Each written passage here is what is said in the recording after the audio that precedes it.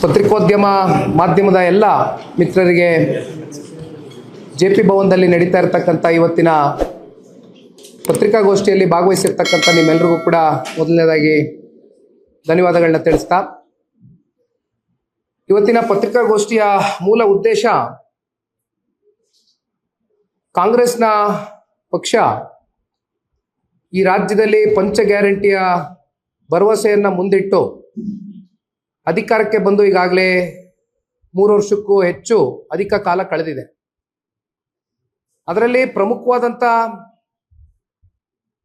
ಗ್ಯಾರಂಟಿಯ ವಿಚಾರಗಳ ಹೆಸರಲ್ಲಿ ಗೃಹಲಕ್ಷ್ಮಿ ಅಂತಕ್ಕಂಥ ಯೋಜನೆಯ ಬಗ್ಗೆ ಕಾಂಗ್ರೆಸ್ನವರು ಕೆಲವೊಂದಷ್ಟು ಅವರ ಪ್ರಣಾಳಿಕೆಯಲ್ಲಿ ಹಿಂದೆ ಒಂದಷ್ಟು ಮಾತುಗಳನ್ನ ಕೊಟ್ಟಿದ್ರು. ಆ ಮಾತಿನಂತೆ ಬಹುಶಃ ಒಂದು ದೊಡ್ಡ ಮಟ್ಟದ ಒಂದು ಸಂಚಲನ ಇಡೀ ರಾಜ್ಯದಲ್ಲಿ ಎಲ್ಲ ತಾಯಂದಿರುಗಳಿಗೆ, ಮನೆಯ ಹೆಣ್ಮಗಳೇನಿದ್ದಾಳೆ ಅವಳಿಗೆ 2,000 ರೂಪಾಯಿ ಪ್ರತಿ ತಿಂಗಳು ಅವರ ಖಾತೆಗೆ ಜಮಾ ಮಾಡ್ತೇವೆ ಅಂತಕ್ಕಂಥದ್ದನ್ನ ಕಾಂಗ್ರೆಸ್ನವರು ಬಹಳ ಸ್ಪಷ್ಟವಾಗಿ ಅವರ ಪ್ರಣಾಳಿಕೆಯಲ್ಲಿ ತಿಳಿಸಿದರು. ಅಲ್ಲಿಂದ ಹೆಚ್ಚು ಕಮ್ಮಿ 1,28,00,000 ಜನ ಅಂದರೆ ಮಹಿಳೆಯರು, ಅವರನ್ನ ಗುರುತಿಸಿ ಫಲಾನುಭವಿಗಳಾಗಿ ಅವ್ರಿಗೆ ಪ್ರತಿ ತಿಂಗಳು 2,000 ರೂಪಾಯಿ ಹಾಕ್ತೇವೆ, ಅವರ ಖಾತೆಗಳಿಗೆ ನೇರವಾಗಿ DBT ಟ್ರಾನ್ಸ್ಫರ್ ಮಾಡ್ತೇವೆ ಅಂತಕ್ಕಂಥದ್ದನ್ನ ಕಾಂಗ್ರೆಸ್ನವರು ಹೇಳಿದರು. ಇದರಲ್ಲಿ ನಮ್ದು ಯಾವುದೇ ತಕರಾರಿಲ್ಲ. ಯಾವತ್ತಿಗೂ ಕೂಡ ಜನತಾದಳ ಪಕ್ಷ ಗ್ಯಾರಂಟಿಗಳು ಕೊಡ್ತಕ್ಕಂಥ ವಿಚಾರದಲ್ಲಿ ನಮ್ದು ಯಾವುದೇ ರೀತಿ ಆಕ್ಷೇಪಣೆಗಳಿಲ್ಲ. ಆದರೆ ಇವತ್ತಿನ ಪ್ರೆಸ್ ಮೀಟು ಮಾಡ್ತಾ ಇರ್ತಕ್ಕಂಥ ಮೂಲ ಉದ್ದೇಶ ಇಷ್ಟೇ. ಗ್ಯಾರಂಟಿಗಳ ಹೆಸರಲ್ಲಿ ಸರಿಸುಮಾರು 1 ರೂಪಾಯಿ ಅಲ್ಲ, 1 ಕೋಟಿ ಅಲ್ಲ, 10 ಕೋಟಿ ಅಲ್ಲ, 100 ಕೋಟಿ ಅಲ್ಲ, ಹೆಚ್ಚು ಕಮ್ಮಿ 5,000 ಕೋಟಿಯಷ್ಟು ದೊಡ್ಡ ಪ್ರಮಾಣದ ಹಣ ಇವತ್ತೇನು ರಾಜ್ಯದ ಮಹಿಳೆಯರಿಗೆ ತಲುಪಬೇಕಾಗಿತ್ತು, ಅದರಲ್ಲಿ ದೊಡ್ಡ ಮಟ್ಟದಲ್ಲಿ ಲೋಪಗಳಾಗಿರ್ತಕ್ಕಂಥದ್ದು ನಮ್ಮ ಕಣ್ಣೆದುರುಗಡೆ ಏನು ಕಾಣ್ತಾ ಇದೆ. ಈ ಲೋಪದೋಷಗಳು ನಿನ್ನೆ ಮೊನ್ನೆ ಆಗಿರ್ತಕ್ಕಂಥ ವಿಚಾರ ಅಲ್ಲ. ಇದು ಎಲ್ಲ ಮಾಧ್ಯಮದ ಸ್ನೇಹಿತರು ತಮಗೂ ಗೊತ್ತಿದೆ. 1 ವರ್ಷಕ್ಕೂ ಮಿಗಿಲಾದಂಥ ಹಳೆಯ ವಿಚಾರ ಇದು. ಯಾತಕ್ಕೋಸ್ಕರ 1 ವರ್ಷದ ಹಳೆಯ ವಿಚಾರ ಇವತ್ತು ಪಕ್ಷದ ಕಚೇರಿಯಲ್ಲಿ ನಾವು ಪ್ರಸ್ತಾಪ ಮಾಡ್ತಾ ಇದ್ದೇವೆ ಅಂದರೆ, ಯಾಕೆಂದ್ರೆ ಇಲ್ಲಿವರೆಗೂ ನಮಗೆ ಯಾವುದೇ ರೀತಿಯಾದಂಥ ಉತ್ತರ ಸಿಕ್ಕಿಲ್ಲ.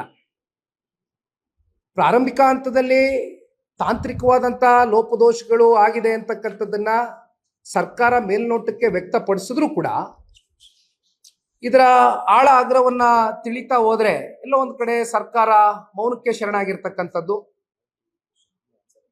ಮಾನ್ಯ ಈ ರಾಜ್ಯದ ಮುಖ್ಯಮಂತ್ರಿಗಳ ಅಧೀನದಲ್ಲಿ ಬರ್ತಕ್ಕಂಥ ಫೈನಾನ್ಸ್ ಡಿಪಾರ್ಟ್ಮೆಂಟ್ ಏನಿದೆ, ಆ ಫೈನಾನ್ಸ್ ಡಿಪಾರ್ಟ್ಮೆಂಟ್ನ ಅಧಿಕಾರಿಗಳಿರ್ಬೋದು ಅಥವಾ ಮಾನ್ಯ ಮುಖ್ಯಮಂತ್ರಿಗಳೇ ಇದಕ್ಕೆ ಸ್ವತಃ ಅವರ ಒಂದು ಅಧೀನದಲ್ಲೇ ಇರ್ತಕ್ಕಂಥ ಇಲಾಖೆಗೆ ಮುಖ್ಯಮಂತ್ರಿಗಳ ಕಡೆಯಿಂದ ಬರಬೇಕಾದಂಥ ಉತ್ತರ ಇಲ್ಲಿವರೆಗೂ ಕೂಡ ರಾಜ್ಯದ ಜನತೆಗೆ ಸಿಕ್ಕಲಿಲ್ಲ. ಇದು ಬಹುಶಃ ಕರ್ನಾಟಕ ರಾಜ್ಯದಲ್ಲಿ ಅತ್ಯಂತ ಒಂದು ದೊಡ್ಡ ಸಾಂಸ್ಥಿಕ ಹಗರಣ ಅಂತಕ್ಕಂಥದ್ದನ್ನ ಹೇಳಿದ್ರೆ ಬಹುಶಃ ತಪ್ಪಲಾಗ್ಲಿಕ್ಕಿಲ್ಲ.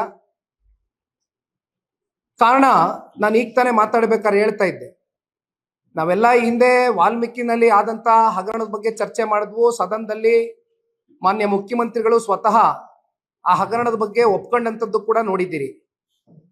10 ಕೋಟಿ, 15 ಕೋಟಿ, 100 ಕೋಟಿ ವಹಿವಾಟಿನ ಹಗರಣ ಅಲ್ಲ ಇದು. ನಮಗೆ ಇಲ್ಲಿವರೆಗೂ ಈ ರಾಜ್ಯದ ಜನತೆ ಕೇಳ್ತಾ ಇರ್ತಕ್ಕಂಥದ್ದು, ನಿಖಿಲ್ ಕುಮಾರಸ್ವಾಮಿನೂ ಒಬ್ಬ ಕನ್ನಡ ನಾಡಿನ ಒಬ್ಬ ಸಾಮಾನ್ಯ ಪ್ರಜೆಯಾಗಿ ತೆರಿಗೆ ಕಟ್ತಾ ಇರ್ತಕ್ಕಂಥ ಹಿನ್ನೆಲೆಯಲ್ಲಿ ತೆರಿಗೆದಾರರ ಪರವಾಗಿ ನಾನು ಒಂದು ಪ್ರಶ್ನೆಯನ್ನ ಕೇಳಲಿಕ್ಕೆ ಬಯಸ್ತೇನೆ. ಸರ್ಕಾರ ಈ 5,000 ಕೋಟಿ ಹಣ ಎಲ್ಲಿಗೆ ಹೋಯ್ತು? ಅದನ್ನ ಯಾತಕ್ಕೋಸ್ಕರ ಬಳಕೆ ಮಾಡ್ಕೊಂಡ್ರಿ? ಅಥವಾ ನಿಮ್ಮ ರಾಜಕೀಯದ ಕೆಲವೊಂದಷ್ಟು ದುರುದ್ದೇಶದಿಂದ ಬೇರೆ ಬೇರೆ ಕಡೆ ಏನಾದರೂ ವರ್ಗಾಯಿಸಿದ್ದೀರಾ? ಅಥವಾ ಇನ್ಯಾವುದಾದ್ರೂ ಚುನಾವಣೆಯ ಒಂದು ಪ್ರಚಾರ ಮಾಡ್ತಕ್ಕಂಥದ್ದಕ್ಕೆ ಅಥವಾ ಚುನಾವಣೆಯಲ್ಲಿ ಮತ್ತಷ್ಟು ನಮ್ಮ ತೆರಿಗೆ ಹಣವನ್ನ ಬೇರೆ ಕಡೆ ಏನಾದರೂ ಚುನಾವಣೆ ನಡೆಸ್ತಕ್ಕಂಥದ್ದಕ್ಕೆ ಅದನ್ನ ವರ್ಗಾಯಿಸಿದ್ದೀರಾ? ಏನಾಗಿದೆ ಈ ಹಣ ಅಂತಕ್ಕಂಥದ್ದು ಇಲ್ಲಿವರೆಗೂ 1 ವರ್ಷದಿಂದ ನಮ್ ಯಾರಿಗೂ ಕೂಡ ಉತ್ತರ ಸಿಕ್ಲಿಲ್ಲ. ಹಾಗಾಗಿ ಇದಕ್ಕೆ ಉತ್ತರ ಕಣ್ಣಿಡ್ಕೊಂಡು ಹೋಗ್ಬೇಕು ಅಂತಕ್ಕಂಥದ್ದು ನಾವೆಲ್ಲರೂ ಕೂತ್ಕೊಂಡು ಪಕ್ಷದ ವತಿಯಿಂದ ಎಲ್ಲ ನಾಯಕರು ಕೂತ್ ಚರ್ಚೆ ಮಾಡಿದಂಥ ಸಂದರ್ಭದಲ್ಲಿ ಇದು ಬಹಳ ಗಂಭೀರವಾದಂಥ ವಿಚಾರ ಇದೆ. ಇದು ಅಷ್ಟು ಲಘುವಾಗಿ ಪರಿಗಣಿಸ್ತಕ್ಕಂಥ ವಿಚಾರ ಅಲ್ಲ. ನಾನು ಹೇಳ್ದಂಗೆ ಸಣ್ಣ ಪುಟ್ಟ ವಹಿವಾಟಿನ ವಿಚಾರ ಅಲ್ಲ. 5,000 ಕೋಟಿ ಇವತ್ತು ಕಂಪ್ಲೀಟ್ ಆಗಿ ಮಿಸ್ಮ್ಯಾನೇಜ್ಮೆಂಟ್ ಆಗಿದೆ ಅಂದ್ರೆ ಇದಕ್ಕೆ ನೇರವಾಗಿ ಹೊಣೆಗಾರಿಕೆ ಈ ರಾಜ್ಯ ಸರ್ಕಾರ, ರಾಜ್ಯದ ಮಾನ್ಯ ಮುಖ್ಯಮಂತ್ರಿಗಳು, ಜೊತೆಯಲ್ಲಿ ಫೈನಾನ್ಸ್ ಡಿಪಾರ್ಟ್ಮೆಂಟ್ನ ಅಧಿಕಾರಿಗಳು ಕೂಡ ಇದಕ್ಕೆ ಉತ್ತರ ಕೊಡಬೇಕಾಗ್ತದೆ ಈ ಸಂದರ್ಭದಲ್ಲಿ. ಆ ನಿಟ್ಟಿನಲ್ಲಿ ಕೆಲವೊಂದಷ್ಟು ಡಾಕ್ಯುಮೆಂಟೇಶನ್ಗಳನ್ನ ರೆಡಿ ಮಾಡಿದ್ದೇನೆ, ಒಂದಷ್ಟು ಅಧ್ಯಯನವನ್ನು ಮಾಡಿದ್ದೇನೆ. ಅದನ್ನ ತಮ್ಮ ಮುಂದೆ ಕೂಡ ಇಡ್ಲಿಕ್ಕೆ ಬಯಸ್ತೇನೆ, ಒಂದೊಂದಾಗಿ ಹೇಳಲಿಕ್ಕೆ ಇಷ್ಟಪಡ್ತೇನೆ.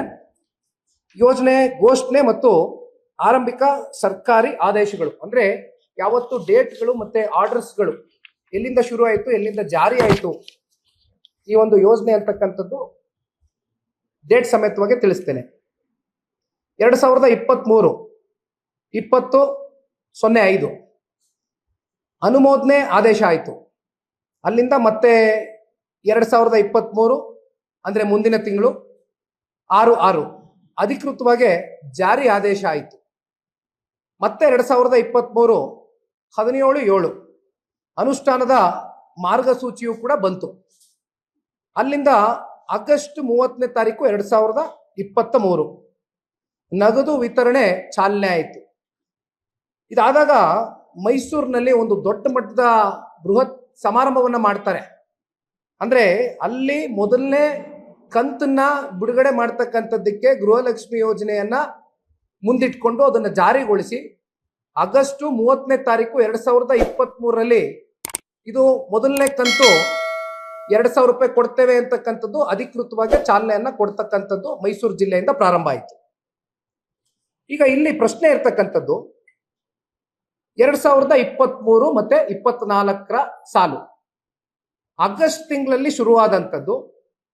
ನಮ್ಮ ಫೈನಾನ್ಷಿಯಲ್ ಇಯರ್ ಎಂಡ್ ಅಂದ್ರೆ ನಾವು ಮಾರ್ಚ್ವರೆಗೂ ಭಾವಿಸ್ತೇವೆ. ಸೊ ಆಗಸ್ಟ್ ರಿಂದ ಮಾರ್ಚ್ ಅಂತಕ್ಕಂಥದ್ದನ್ನ ನಾವು ಲೆಕ್ಕಾಚಾರ ಮಾಡಿ ಹೇಳ್ತಕ್ಕಂಥದ್ದಾದ್ರೆ ಸರಿ ಸುಮಾರು 8 ತಿಂಗಳು ಮೊದಲನೇ ವರ್ಷ ಅಂದ್ರೆ 8 ಕಂತು ಪೇಮೆಂಟ್ ಕೊಟ್ಟಿದ್ದಾರೆ. ನಮ್ದೇನು ತಕರಾರಿಲ್ಲ, ಪೇಮೆಂಟ್ ಹೋಗಿದೆ ಅಂತಕ್ಕಂಥದ್ದು ನಮ್ಮ ಗಮನಕ್ಕೆ ಬಂದಿರತಕ್ಕಂಥ ವಿಚಾರ. ಇಲ್ಲಿ ನಮ್ಮ ತಕರಾರು ನಾವೆಲ್ಲಿ ರೈಸ್ ಮಾಡ್ತಾ ಇದೀವಿ ಜನರ ಪರವಾಗಿ ಅಂದ್ರೆ 2024 ಮತ್ತೆ 25ರ ಸಾಲು ಆರ್ಥಿಕ ವರ್ಷ. ದಯವಿಟ್ಟು ಇದನ್ನ ಬಹಳ ಸೂಕ್ಷ್ಮವಾಗಿ ತಾವು ಪರಿಗಣಿಸಬೇಕು. ಅಂದಾಜು ಆಸ್ ಇಟ್ ಈಸ್ 1,28,00,000 ಮಹಿಳೆಯರು ಫಲಾನುಭವಿಗಳು ಅಂತಕ್ಕಂಥದ್ದು ಪ್ರತಿ ವರ್ಷವೂ ಕೂಡ ಇದೊಂದು ಅಂದಾಜಿನ ಮೇಲೆ ಕೊಡ್ತಾ ಹೋಗ್ತಾ ಇದ್ದಾರೆ. ಇಲ್ಲಿ ಪ್ರಶ್ನೆಯಲ್ಲಿ ಉದ್ಭವ ಆಗ್ತಾ ಇದೆ ಅಂದ್ರೆ 2024-25ರ ಸಾಲಿನಲ್ಲಿ ಕೇವಲ 10 ತಿಂಗಳು ಕಂತು ಮಾತ್ರ ಕೊಟ್ಟಿದ್ದಾರೆ. ತಿಂಗಳಿಗೆ 1 ಕಂತು, 12 ತಿಂಗಳಿಗೆ 12 ಕಂತು. 12 ಕಂತು ಕೊಡುವಂತ ಕಡೆ ಸಾಲು 2024-25ರಲ್ಲಿ ಫೆಬ್ರವರಿ ಮತ್ತೆ ಮಾರ್ಚ್, ದಯವಿಟ್ಟು ನೋಟ್ ಮಾಡ್ಕೊಳ್ಳಿ, ಫೆಬ್ರವರಿ ತಿಂಗಳು ಮತ್ತೆ ಮಾರ್ಚ್ ತಿಂಗಳು, ಇವೆರಡೂ ತಿಂಗಳ ಹಣಕಾಸು ಹೆಚ್ಚು ಕಮ್ಮಿ ಸರಿಸುಮಾರು 5,000 ಕೋಟಿಯಷ್ಟು 2 ತಿಂಗಳ ಹಣಕಾಸು ಗೃಹಲಕ್ಷ್ಮಿ ಯೋಜನೆ ಹೆಣ್ಣು ಮಕ್ಕಳ ಖಾತೆಗಳಿಗೆ ಜಮಾ ಆಗಲಿಲ್ಲ. 2024-25 10 ತಿಂಗಳು ಕಂತು ಕೊಟ್ಟಿರೋದು. ಅಲ್ಲಿಂದ ಮುಂದೆ ಹೋಗ್ತೀನಿ. ಎಸ್, ಬಹಳ ಮುಖ್ಯವಾದಂತ ವಿಚಾರ ಏನಂದ್ರೆ ಬಡ್ಜೆಟ್ ನಲ್ಲಿ ಪ್ರಾವಿಷನ್ ಅನ್ನ ತೋರಿಸ್ಕೊಂಡಿದ್ದಾರೆ. ಆದ್ರೆ ಈ ಬಡ್ಜೆಟ್ ನ ಪ್ರಾವಿಷನ್ ನ ತೋರಿಸ್ಕೊಂಡಿಯೂ ಕೂಡ ಹಣಕಾಸು 5,000 ಕೋಟಿ ತಲುಪಿಲ್ಲ. ಅಂದ್ರೆ ಐದರ್ ನೀವು ಇದನ್ನ ಕ್ಯಾರಿ ಫಾರ್ವರ್ಡ್ ಮಾಡಿರ್ಬೇಕು, ಇಲ್ಲ ಅಂತ ಹೇಳಿದ್ರೆ ಯಾವಾಗ ಕೊಡ್ತೀವಿ ಅನ್ನೋದಾದ್ರೂ ಹೇಳಬೇಕು, ಅಥವಾ ಈ 5,000 ಕೋಟಿ ಬೇರೆ ಇನ್ಯಾವುದಾದ್ರೂ ಇಲಾಖೆಗೆ ಏನಾದ್ರೂ ವರ್ಗಾವಣೆ ಮಾಡ್ಕೊಂಡಿದ್ದೀರಾ, ಕ್ಯಾಬಿನೆಟ್ ಅಲ್ಲಿ ಏನಾದ್ರೂ ಮುನ್ನೆಲೆಗೆ ಬಂದು ಇದೇನಾದ್ರು ಚರ್ಚೆ ಮಾಡ್ಕೊಂಡಾಗಿದ್ಯಾ, ಇದಿಷ್ಟು ವಿಚಾರದ ಬಗ್ಗೆ ಸರ್ಕಾರ ದಯಮಾಡಿ ನಮ್ಗೆ ಉತ್ತರ ಕೊಡಬೇಕು. ಇಲ್ಲಿಂದ ಹಾಗೆ ನಾನು ಇನ್ನೊಂದಿಷ್ಟು ವಿವರಗಳನ್ನ ತಿಳಿಸ್ಲಿಕ್ಕೆ ಬಯಸ್ತೇನೆ. 2024-25ನೇ ಸಾಲಿನ ಆರ್ಥಿಕ ಲೆಕ್ಕಾಚಾರದ ವಸ್ತುಸ್ಥಿತಿ ವಿವರಗಳು. ಆರ್ಥಿಕ ಲೆಕ್ಕಾಚಾರದ ಪ್ರಕಾರ ಒಂದು ವರ್ಷಕ್ಕೆ 28,000 ಕೋಟಿ, 28,500 ಕೋಟಿ, ಸ್ಪೆಸಿಫಿಕಲಿ ಹೇಳೋದಾದ್ರೆ 28,608.40 lakhs ಇಲ್ಲಿವರೆಗೂ ಇಷ್ಟು ಸರ್ಕಾರ ಕೊಡಬೇಕಾಗಿತ್ತು. ಆದ್ರೆ 10 ತಿಂಗಳು ಖರ್ಚಾದ ವಾಸ್ತವ ಮೊತ್ತ 23,000 ಕೋಟಿ. 23,000 ಕೋಟಿ ಅಂದ್ರೆ ಅದರಲ್ಲಿ 608.40. ಅಂದ್ರೆ ಎಷ್ಟೋಯ್ತು ಇಲ್ಲಿಗೆ?